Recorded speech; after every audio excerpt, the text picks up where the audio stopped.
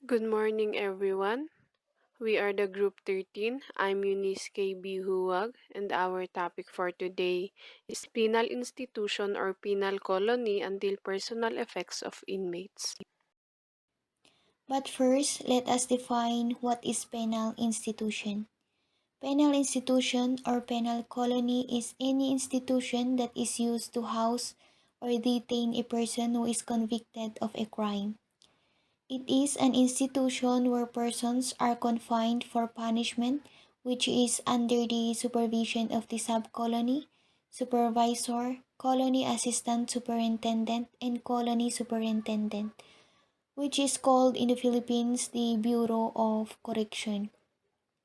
In the Bureau of Corrections, there are 7 penal institutions under it. These are New Bilibid Prison, Correctional Institution for Women, Davao Prison and Penal Farm, Iwahik Prison and Penal Farm, Sablayan Prison and Penal Farm, San Ramon Prison and Penal Farm, and Leyte Regional Prison. In under New Bilibid Prison, due to increasing crime, the Philippine government enacted Commonwealth Act number 67, and a new prison was built in Muntinlupa on 551 hectares of land at an area considered at the time to be remote.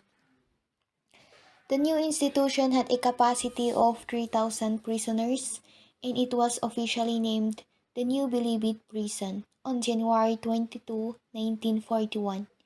The remnants of the old facility were used by the city of Manila as its detention center, then known as Manila City Jail. The New Bilibid Prison in Muntinlupa, Metro Manila is the main insular penitentiary designed to house the prison population of the Philippines. It is maintained by the Bureau of Corrections under the Department of Justice, which has 3 security camps: maximum, medium, and minimum security camp. The maximum security camp is a camp for prisoners whose sentences are 20 years and above, life termers or those under capital punishment, those with pending cases, New Bilibid Prison Compound, or the sentence is under reclusion perpetua to death. The prisoners of this need high level of security, and this maximum security camp are designed to house the most dangerous of prisoners. The next is the medium security camp, which is a camp for prisoners whose sentences are below 20 years and those classified for colony assignment. This becomes known as Camp Sampaguita. In this camp, it holds inmates who have committed less serious crimes such as minor assaults and small thefts.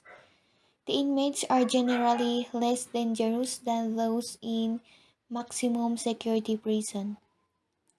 And lastly, the minimum security camp, which is an open camp with less restrictions and regimentation. Camp Bukang Liwayway, and it is prison in which prisoners are allowed more freedom than in most other prison because they are not considered dangerous or likely to escape.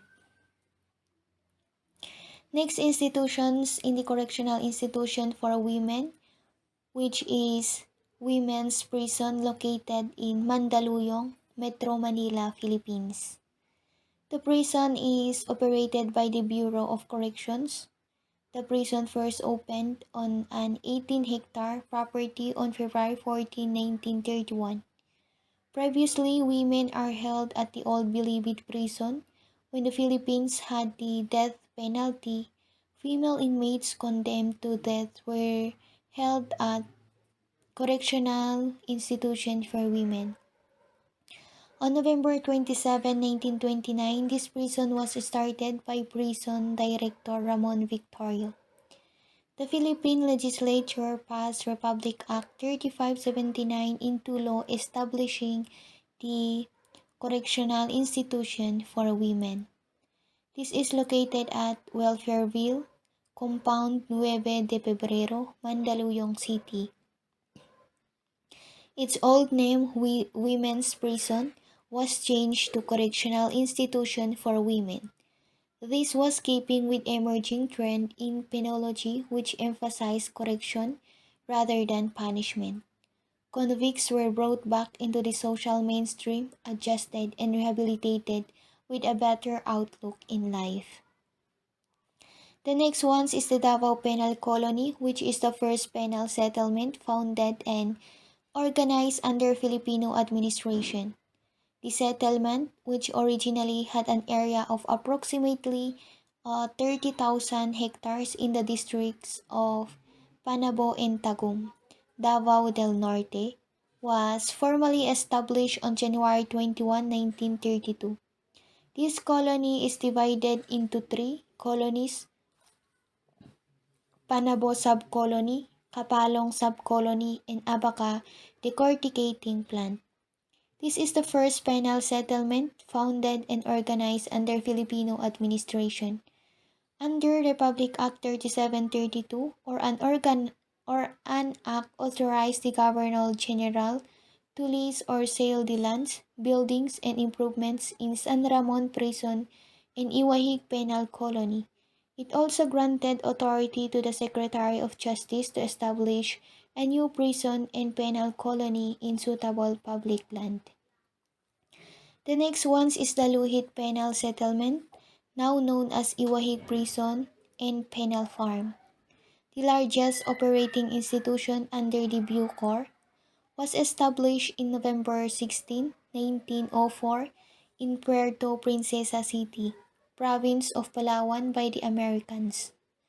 The establishment of this penal facility was made on the suggestion of Governor Luke Wright and First Superintendent Lieutenant George Wolfe.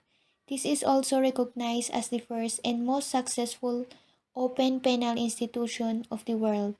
It was considered as prison without walls. The next one is the Sablayan Prison and Penal Farm, located in Occidental Mindoro, established on September 27, 1954, under Proclamation Number 72.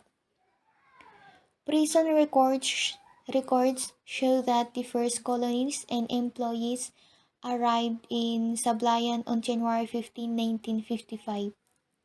Three sub-colonies were later organized.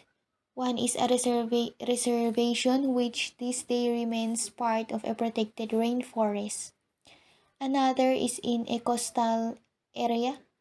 The third was used by the national government as a relocation site for refugees from the eruption of Mount Pinatubo eruption in 1991. Horticulture is the main line of production. Private sector's participation is encouraged through joint ventures in rice and corn areas and upland for cash crops. This is a facility where prisoners from New Bilibid Prison are brought to congestions purposes. The next one is the San Ramon Prison and Penal Farm. According to historical accounts, the San Ramon Prison was established in the southern Zamboanga on August 21, 1870. Through a royal decree promulgated in 1869 during the tenure of Governor General Ramon Blanco. This was considered the oldest penal facility in the country and was originally established for persons convicted of political crimes. And the last one is the Leyte Prison Penal Farm, situated in Abuyog, southern Leyte, was established a year after the declaration of martial law in 1972 under Proclamation Number 1101.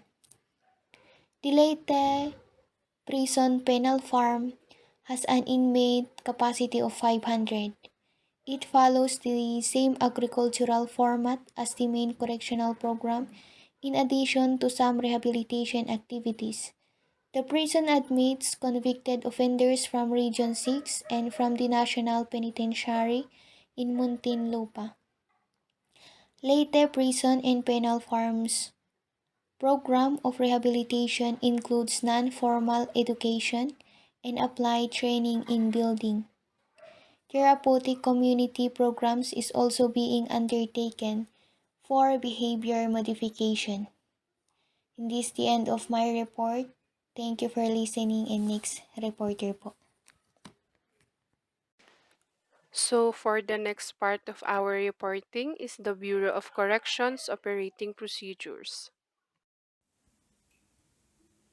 Firstly is the admission and confinement of inmates, wherein the new inmates will go to the Reception and Diagnostic Center, now Directorate for Reception and Diagnostics, which is a special unit of prison where new prisoners undergo diagnostic examination, study, and observation for the purpose of determining the programs of treatment and training best to their needs and the institution to which they should be transferred. This should be established in every prison which shall receive, study, and classify inmates and detainees committed to the Bureau.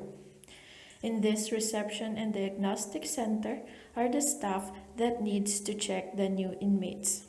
First is the psychiatrist, which examines prisoners' mental and emotional makeup. After that is the psychologist, which is responsible for the character and behavior of the prisoners. Next is the sociologist, which studies the social case situation of the individual prisoner. Next is the educational counselor, which determine whether person is literate or not. After that is the vocational counselor, which is the one who tests prisoners' special capabilities and skills. After that is the chaplain, or the one who is responsible for the spiritual development of inmates. Next is the medical officer, which is responsible for the health and sanitation of prisoners. And lastly is the custodial correctional officer, which recommends transfer and type of custody of inmates. After the inmate has gone to the Directorate for Reception and Diagnostics, the next procedure is to undergo quarantine. The inmate will go to the quarantine cell or unit, which is a section of the RDC. There, the prisoner is given thorough physical examination. This ensures that prisoner is not suffering any contagious disease, which might be transferred from the prison population. Upon admission to the DRD, an inmate shall be placed in quarantine for at least 5 days, during which he shall be given a physical examination, oriented with the prison rules, and be interviewed. After that is the assigning of inmate. After quarantine period, the inmate shall remain at the DRD for a period not exceeding 55 days, where he shall undergo psychiatric, psychological, sociological, vocational, educational, and religious and other examinations. The results shall be basis for the inmate's individualized treatment program.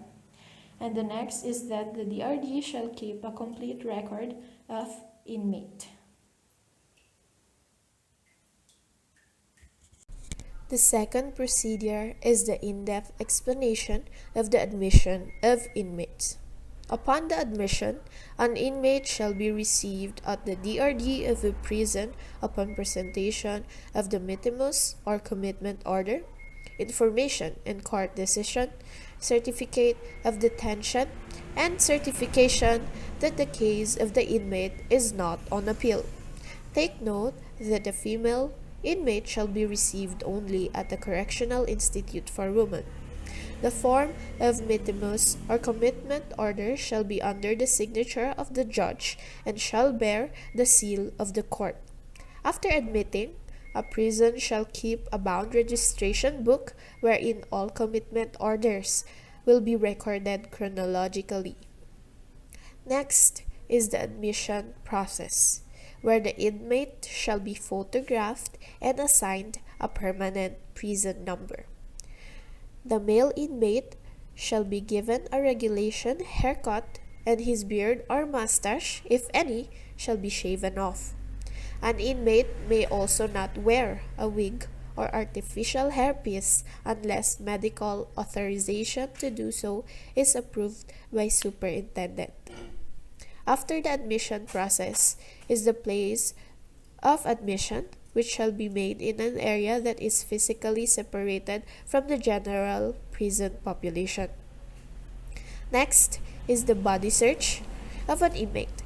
This is when the inmate shall be searched thoroughly. He shall be allowed to retain in his possession only such articles are authorized hereunder.